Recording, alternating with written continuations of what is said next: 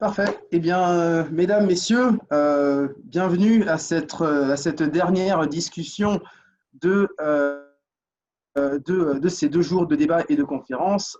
Alors, nous avons le plaisir d'accueillir avec nous M. Denis Gingras, euh, professeur à l'université de Sherbrooke.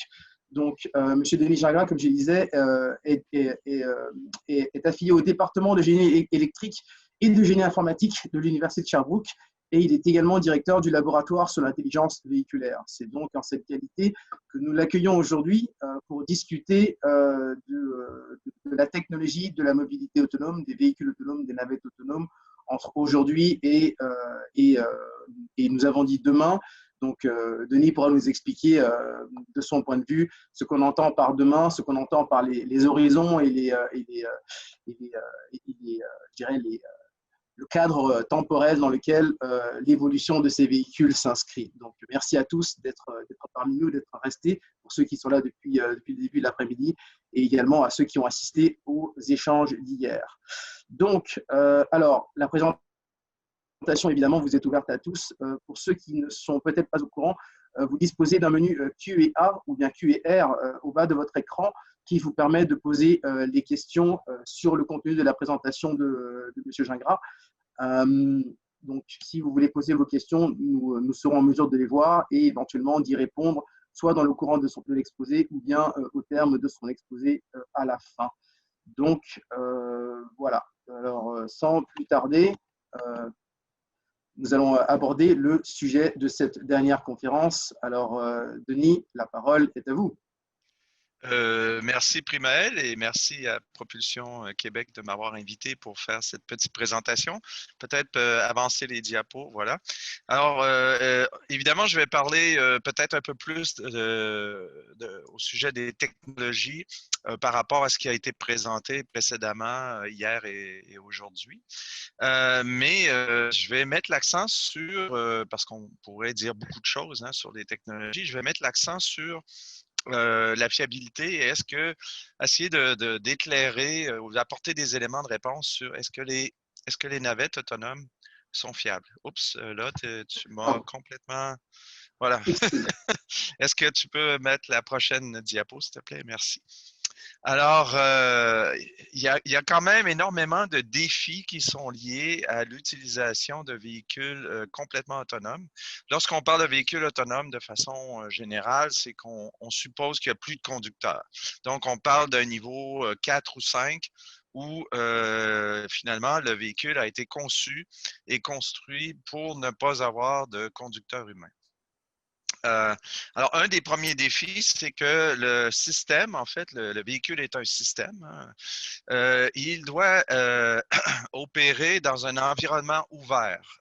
Donc, l'ODD, en ingénierie, ça s'appelle Operational Design Domain. Donc, le domaine d'opérabilité du véhicule est illimité, en fait, parce qu'on peut considérer…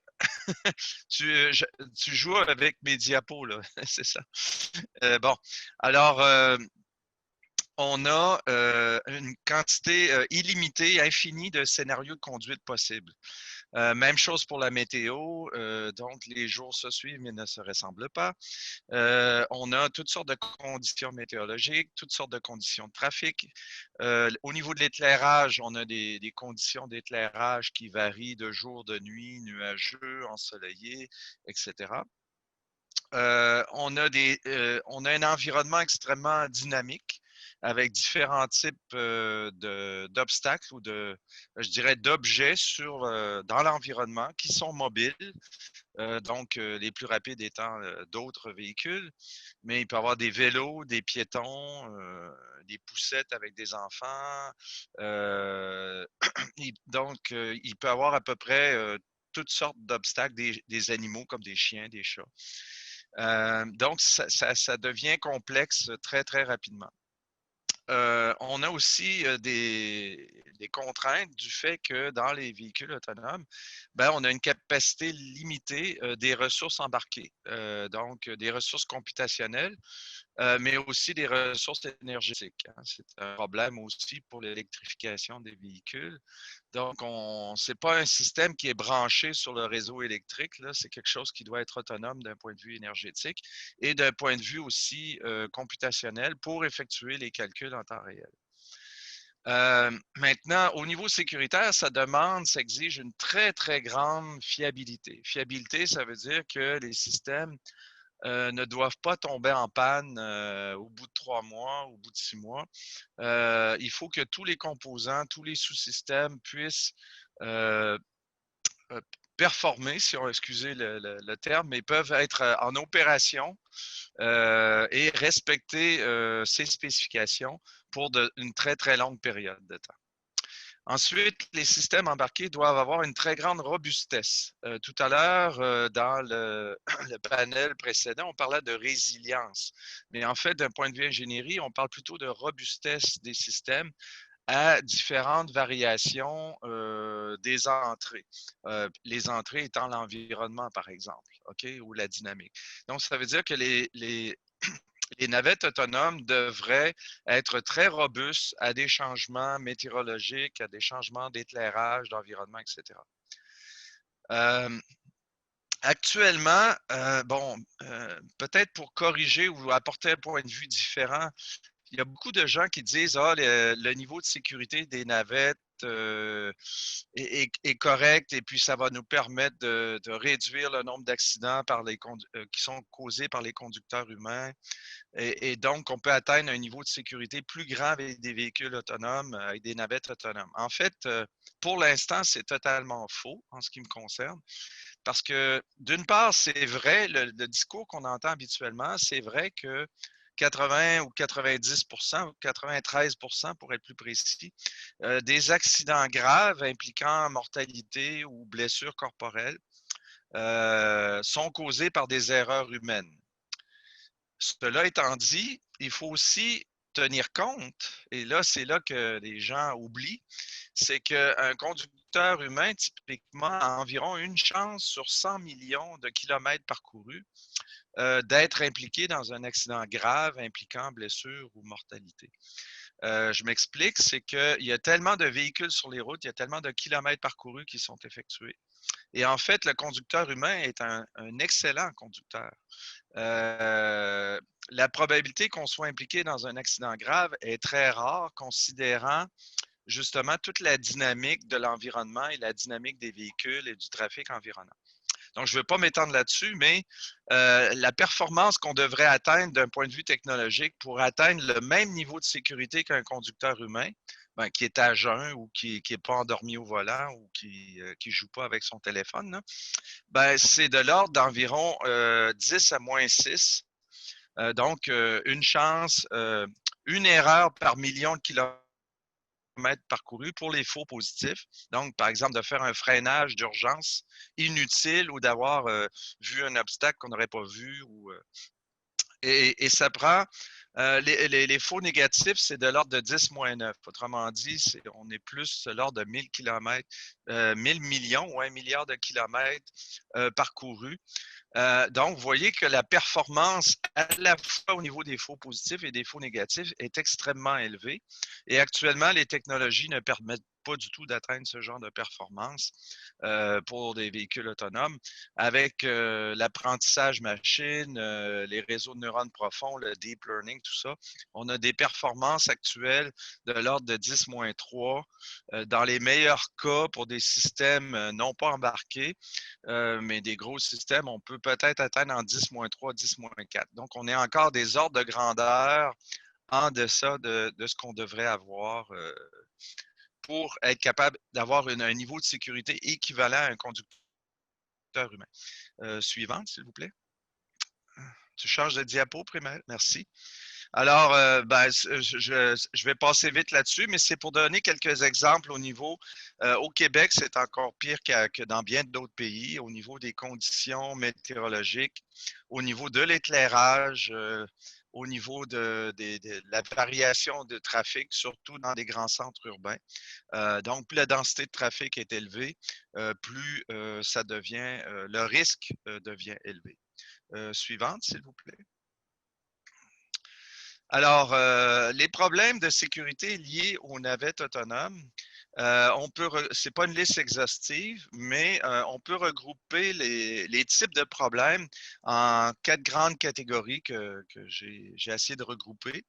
La première, c'est les déviations de parcours, donc des problèmes de géolocalisation et de planification de trajectoire. Donc, autrement dit, la navette, elle ne sait plus où elle se trouve, ou bien elle fait des erreurs de planification de trajectoire parce que la position qu'elle est relative à l'environnement est erronée. Elle se pense ailleurs de l'endroit où elle est en ce moment réellement. La deuxième catégorie d'erreurs, c'est une mauvaise interprétation de l'environnement. Donc, ça, c'est lié à des problèmes de perception, donc de détection des obstacles autour de la navette, de la classification des obstacles et du suivi, le tracking, ce qu'on appelle le suivi des obstacles mobiles à proximité. Et là, ça devient vraiment compliqué parce que ça touche aussi l'anticipation du mouvement des obstacles qui sont dans l'environnement. Si vous avez, par exemple, des piétons qui sont sur le coin d'un trottoir et il y a 2 personnes en train de discuter, vous ne pouvez pas savoir si ces 2 personnes-là, même pour un humain, c'est difficile de savoir si ces 2 personnes-là attendent pour traverser la rue ou ils sont simplement là à discuter parce qu'ils viennent de se rencontrer et puis ils n'ont pas du tout l'intention de traverser la rue. Donc, d'anticiper comment vont réagir les obstacles mobiles, c'est une chose extrêmement difficile pour une machine artificielle et même pour un humain, je dirais. Là, c'est pas complètement, c'est pas quelque chose nécessairement facile à faire.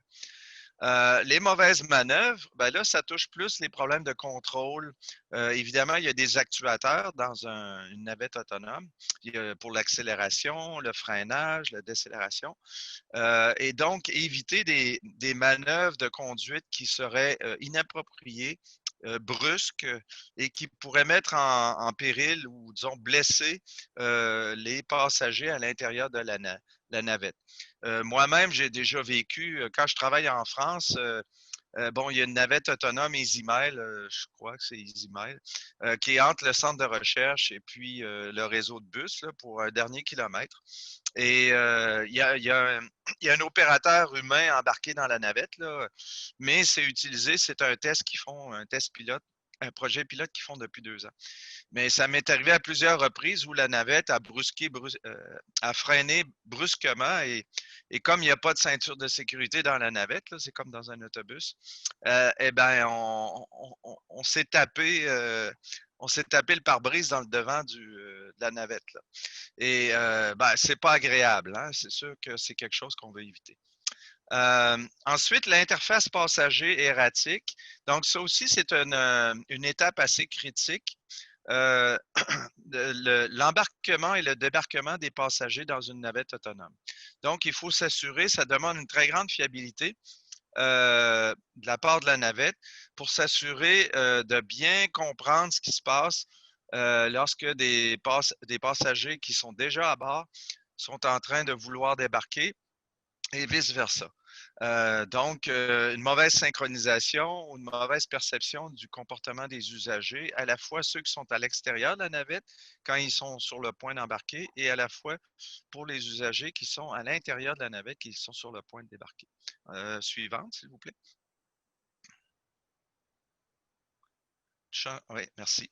Alors, je vais, pour chacune des catégories de problèmes, je vais proposer, en fait, j'ai énuméré ici quelques éléments des pistes de solutions pour améliorer les systèmes où on voudrait réaliser des navettes basse vitesse, des navettes autonomes. Ben, pour les déviations de parcours, une des façons, je dirais, qui est assez robuste et fiable, c'est évidemment d'utiliser les navettes sur des parcours dédiés. Okay? Donc, sur des parcours bien précis, bien connus. La navette, elle ne va pas circuler n'importe où dans la ville là, de façon autonome. Vous allez planifier à l'avance des parcours bien précis.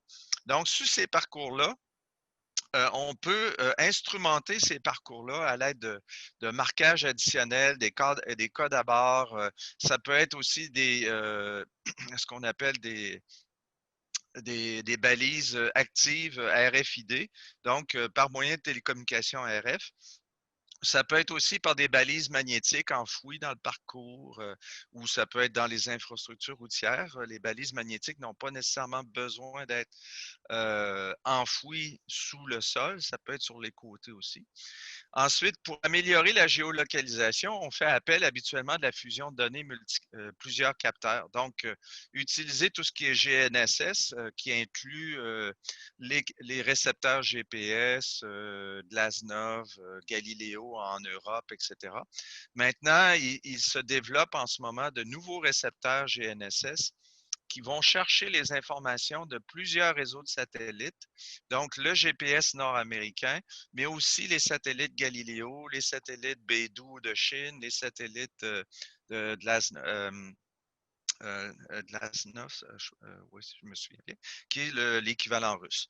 Donc, en combinant l'information des différents réseaux de satellites, le récepteur GNSS a un meilleur estimé, si vous voulez, une meilleure précision sur la position du récepteur. Donc, ça permet d'améliorer la géolocalisation de la navette. On a aussi évidemment l'odométrie, les systèmes inertiels, les compas, etc. Donc, toutes ces informations-là provenant des différents capteurs sont fusionnés pour avoir un estimé de la position de la navette qui est plus fiable, plus robuste et avec une meilleure précision. Pour les navettes à basse vitesse, je me souviens à l'époque en France, dans les années 90, les premiers prototypes avec Michel Parent à l'INRIA, c'était particulièrement des techniques de robotique mobile qu'on utilisait.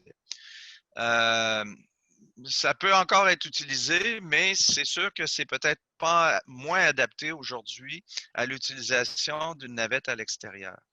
Ensuite, il y a des cartes embarquées, donc la numérisation tridimensionnelle de l'environnement de la navette sur le parcours dédié avec des cartes HD ou des cartes 4K.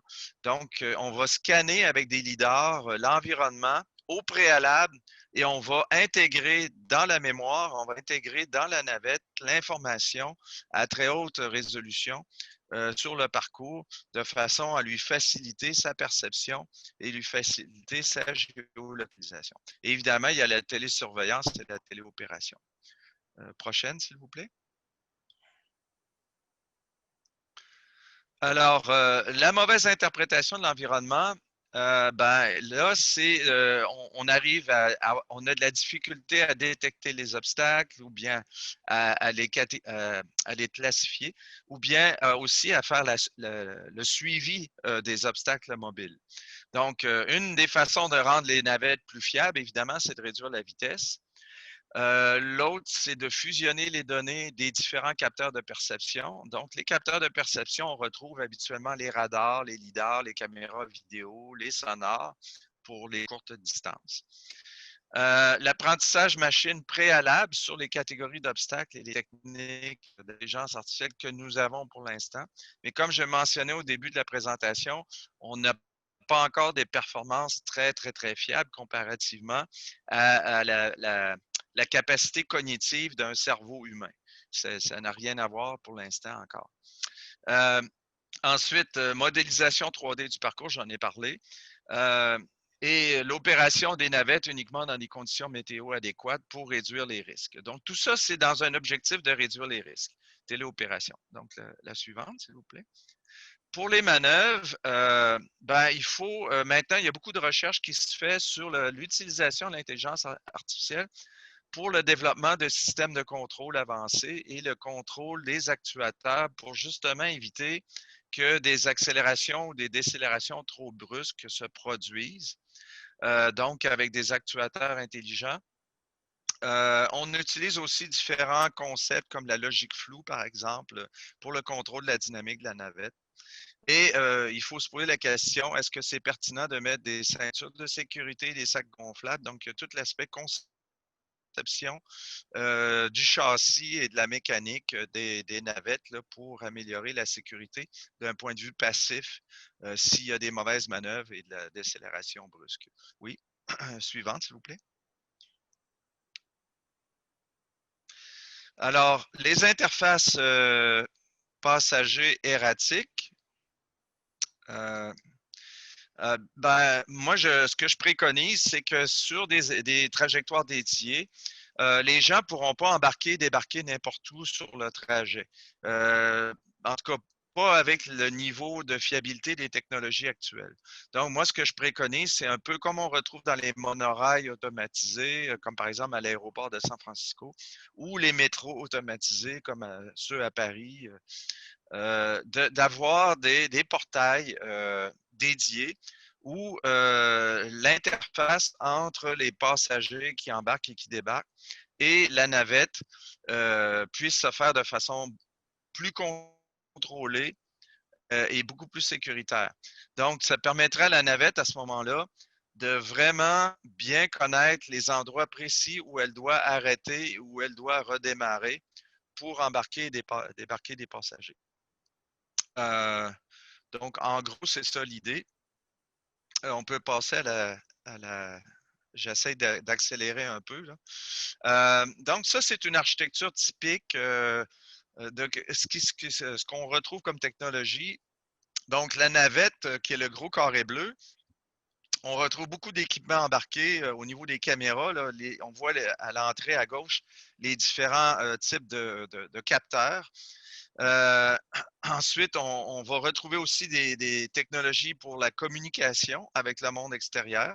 Ça peut être communication avec l'infrastructure, communication avec la téléopération. Il y a en orange le petit carré qui représente les cartes HD qui ont été mémorisées et qui contiennent toute l'information détaillée, tridimensionnelle sur l'environnement du parcours dédié. Et on peut aussi envisager, ce qui n'est pas vraiment indiqué sur le diagramme, on peut envisager aussi d'instrumenter l'infrastructure, donc d'avoir par exemple des lidars ou des caméras vidéo sur l'infrastructure routière où va circuler la navette autonome. Et évidemment, il y a aussi l'aspect du portail sécurisé qui, lui, va communiquer avec la téléopération, qui va communiquer avec la navette. Et à ce moment-là, on va être capable de façon sécuritaire de transborder les passagers. La suivante, s'il vous plaît. Alors, la compagnie Ledartech à Québec, qui fabrique des lidars en passant, qui est une compagnie avec qui je collabore, ils ont déjà proposé, justement, avec leur capteur LIDAR, c'est une architecture typique qu'on retrouve dans les navettes autonomes.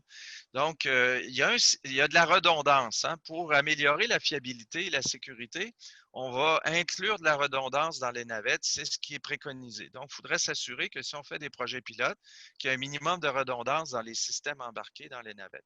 Donc, il y a un système principal, celui qui est à gauche, qui, lui, va s'occuper en fait, du comportement habituel de la navette. Et on va avoir un système à droite qui, lui, va s'occuper plus des situations d'urgence et plus sur le court terme au niveau de la perception et de la surveillance de l'environnement.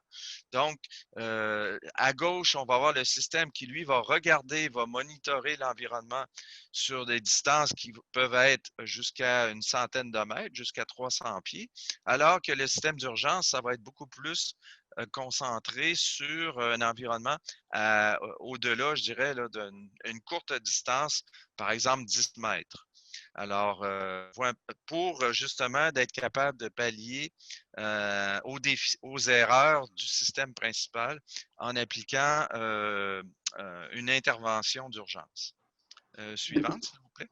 Très bien. Parfait. Denis, est-ce que on arrive prochainement aux conclusions globales? Oui, il me reste. Celle-là, je peux la passer rapidement, mais je donnais ici un exemple. NHTSA aux États-Unis, il y a eu des essais de navettes autonomes à Columbus. Et puis, il y a eu un accident, il y a eu des blessures de passagers parce qu'il y a eu justement une mauvaise manœuvre qui a été faite par. Et donc, après étude, la NHTSA a empêché l'entreprise de continuer à faire ses essais, donc son projet pilote. Donc, on peut aller à la diapo suivante.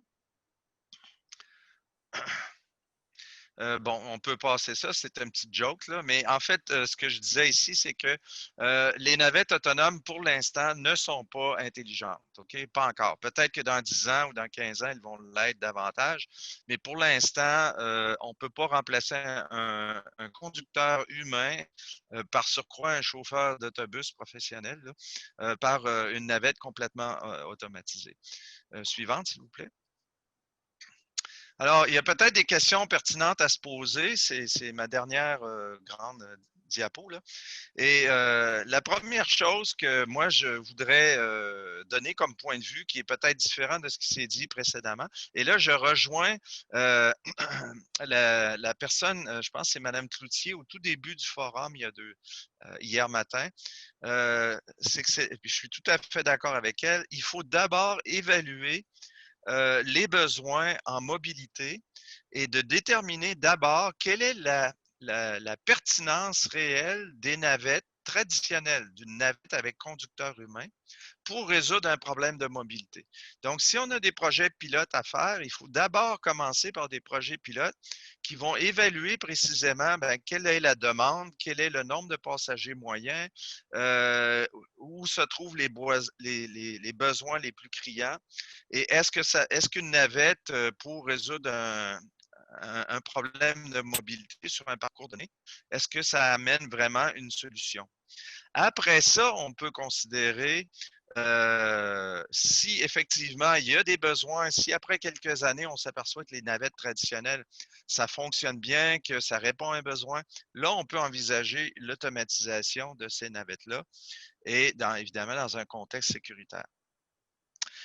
Donc, moi, je pense qu'il faut d'abord sensibiliser la population en premier lieu sur l'utilisation des navettes traditionnelles et le partage d'un véhicule avant de peut-être commencer à les sensibiliser sur le fait que la navette, elle n'a pas de conducteur et elle est complètement autonome. Moi, je pense qu'il faut éviter de mettre la charrue avant les bœufs, comme on dit en bon québécois. Puis, il y a toujours l'aspect sécurité. Moi, le dernier peut-être message important que je voudrais transmettre ici, c'est que les technologies peuvent être utilisées à court terme d'une façon peut-être plus intelligente que l'autonomie complète et l'automatisation complète de la conduite. C'est à l'aide de ce qu'on appelle des ADAS, c'est des systèmes d'aide à la conduite. Donc, d'avoir une navette avec un conducteur humain, mais la navette serait instrumentée pour rehausser la fiabilité du conducteur humain à l'aide de caméras vidéo, à l'aide de capteurs, pour éliminer les angles morts, pour aussi monitorer, que le conducteur puisse voir très bien ce qui se passe au niveau des transbordements de passagers, etc. Donc, la technologie peut être utilisée pour ça, pour rehausser la sécurité obtenue avec celle d'un conducteur humain, mais aussi, si on fait un projet pilote avec une navette traditionnelle, mettons, par exemple, sur 3 ans, on peut intégrer le système de conduite automatisé dans cette navette-là et collecter les données, mais sans que le système autonome, artificiel, conduise la navette. Donc, on va collecter ces données-là de façon à accumuler le plus grand nombre de scénarios de conduite possible et de voir comment le système embarqué réagit par rapport à ces scénarios de conduite-là, mais sans mettre en danger les passagers et sans mettre en danger les gens autour de la navette, puisque le système embarqué ne va pas prendre le contrôle de la navette. C'est le conducteur humain qui continue à conduire.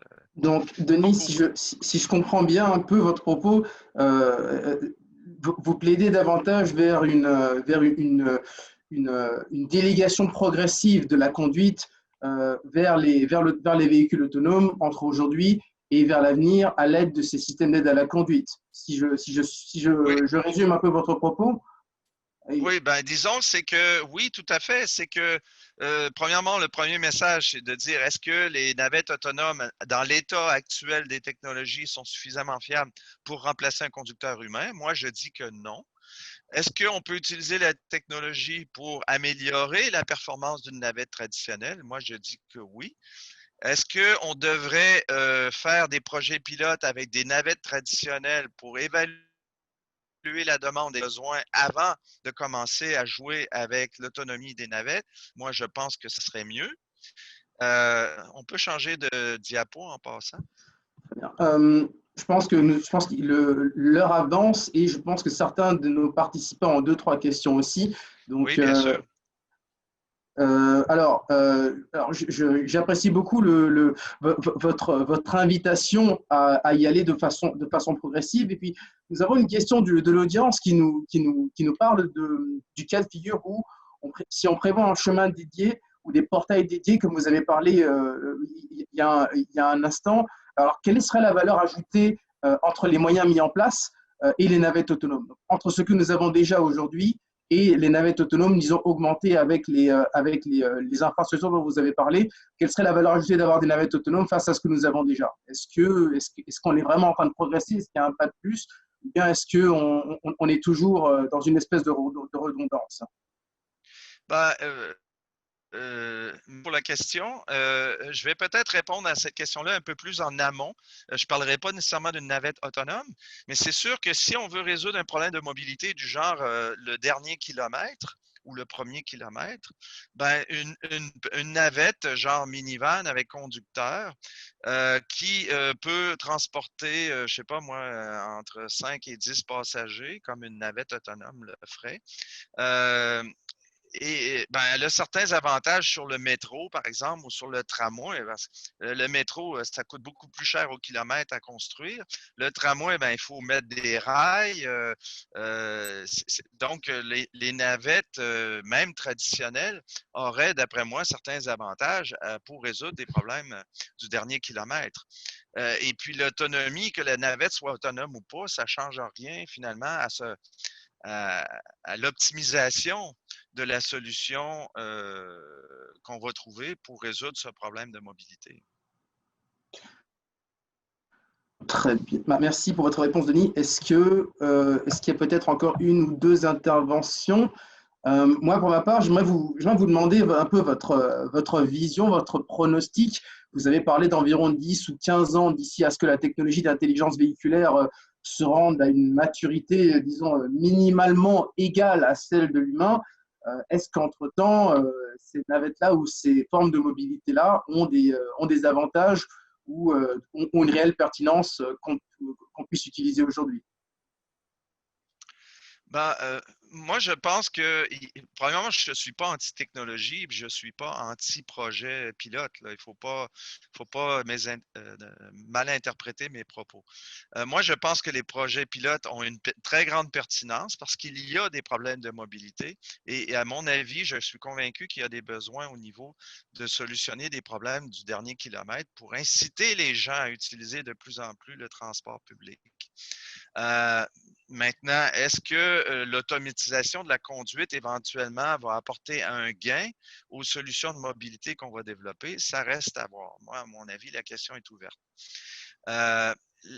L'autre avantage de faire des projets pilotes avec des navettes traditionnelles impliquant un conducteur humain, c'est comme je disais, c'est le concept de l'ange gardien. C'est que ça nous permettrait d'avoir une plateforme où on peut intégrer les systèmes d'automatisation de la conduite pour collecter les données sur plusieurs années, faire l'analyse de ces données-là, intégrer ça dans des simulateurs et par voie de simulation, de peaufiner les technologies, de les améliorer jusqu'à arrive un moment où on va avoir une fiabilité suffisamment grande, équivalente à celle que peut apporter un conducteur humain. Très bien. Je pense que nous avons encore le temps pour une dernière question. Alors, je pense que quelqu'un s'est manifesté dans l'audience. Si vous voulez, voilà. Alors, la question est relative à la question du coût et de l'investissement. Alors, dans le contexte où la rémunération d'un chauffeur d'autobus est somme toute équivalente à celle d'un coût d'opération de l'autobus de 40 pieds, il semblerait que la justification des petites des navettes autonomes telles qu'on les a vues avec chauffeur soit difficile à justifier, à expliquer en fait. Donc, l'intérêt des navettes autonomes serait justement qu'elles puissent s'intégrer dans des cas de figure où les chauffeurs ne sont pas forcément viables. Donc, tout le bénéfice de l'autonomie de ces navettes-là serait justement qu'elles puissent circuler sans le besoin d'un chauffeur, étant donné le coût d'opération de ces navettes-là. Alors, quelle est votre position par rapport à cela? Bon, écoutez, c'est sûr que je ne suis pas un expert au niveau de l'évaluation fine des coûts-bénéfices des différents scénarios, mais actuellement, les navettes autonomes, ce n'est pas bon marché. On parle autour entre 350 à 500 000 par navette autonome. Bon, je ne sais pas, je lance un chiffre en l'air, là, mais si on envisage qu'un conducteur humain coûterait, je ne sais pas moi, autour de 50 000 par an, ben, à 500 000 pour une navette autonome, on est bon pour couvrir 10 ans de salaire. Puis, moi, je pense que il y a sûrement moyen de… En fait, et là, ça dépasse le cadre technologique de l'autonomie des véhicules. Il faut chercher des solutions qui seraient meilleur marché tout en impliquant des conducteurs. Mais comme je vous dis, il n'y a pas seulement l'aspect coût, il y a l'aspect sécurité routière. Et moi, je vous dis que la sécurité routière en ce moment, les navettes telles qu'elles sont aujourd'hui ne sont pas prêtes. Alors, si vous êtes, je ne sais pas, si on prend le projet de Candiac qui a été fait, je ne sais pas combien de millions on a investi dans ce projet-là, mais si on avait fait un projet pilote avec navette traditionnelle puis qu'on avait intégré des technologies dedans pour collecter des données, pour nourrir les simulateurs, peut-être qu'aujourd'hui, on aurait plus d'informations. Puis non seulement on aurait plus d'informations sur les besoins et sur la demande, le volume de passagers, etc. Mais on aurait aussi de l'information détaillée sur à peu près tous les scénarios de conduite, été comme hiver, qui se produisent au Québec là, sur des parcours de ce genre-là. Donc, minimalement, le retour sur information est somme toute, je dirais, un avantage ou un attrait suffisant pour maintenir minimalement l'opération humaine, Oui. même si elle est augmentée par des capteurs et des aspects technologiques. Je pense que Et ça veut pas dire que peut-être que dans 5 ans ou dans 10 ans, que le contexte va changer et peut-être que les navettes autonomes vont devenir suffisamment fiables à ce moment-là pour être déployées ou investir dans ce genre de projet pilote qui implique uniquement des navettes autonomes. Alors, merci beaucoup, Denis. Nous arrivons à la fin du temps qui nous est imparti. Merci aux participants, merci à ceux qui ont suivi ces 2 journées de débat. Merci beaucoup pour ce mot de la fin, Denis. À présent, pour conclure ces 2 journées de forum, je vais inviter Madame Sarah Houd, la présidente directrice générale de Propulsion Québec, qui justement nous a aidé à mettre en place cette organisation sur pied, à nous dire quelques mots afin de clore cet événement. Donc, Sarah, la parole est à vous. Merci, Primaël. Merci beaucoup, professeur Gingras aussi, pour cette dernière présentation. Je pense qu'on a vraiment fait le tour du sujet, puis on a une bonne vision commune, je pense, du travail qui est devant nous, tant du point de vue réglementaire que du point de vue des produits, que du point de vue du type de projet qu'on devrait mettre en place dans les prochains mois, de l'acceptabilité sociale aussi. Donc, je pense qu'on a vraiment fait un bon tour d'horizon. Puis je remercie tous les panélistes du temps que vous avez investi dans ces réflexions-là, puis dans les présentations. Puis je remercie aussi les participants qui ont traversé 2 jours de contenu. En virtuel, c'est toujours un peu plus difficile qu'en présence, qu'en personne, mais on est vraiment, vraiment satisfaits puis vraiment heureux là, de voir la participation et l'intérêt des gens pour ce type de projet-là. Donc, on va continuer le travail. En tout cas, nous, on est toujours aussi motivés, toujours aussi dédiés. Puis je pense qu'il y a comme toute une communauté aussi au Québec de gens qui partagent notre intérêt. Donc, c'est vraiment motivant. C'est vraiment bien de voir ça.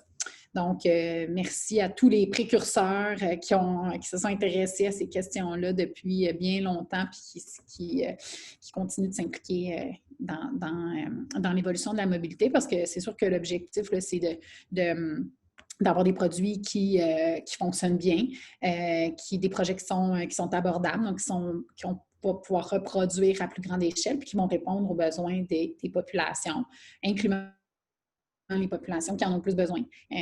Donc voilà. Voilà, donc je vous remercie tous. Je remercie nos partenaires, principalement le Laboratoire d'innovation urbaine de Montréal, puis nos collaborateurs Jalon Montréal et IVO, d'avoir contribué de multiples façons, soit en animant des panels, soit en fournissant de l'expertise. Donc, merci à tous. Puis je vous remercie évidemment, je vous remercie participants et participantes d'avoir pris le temps puis de vous intéresser à ces questions-là avec nous.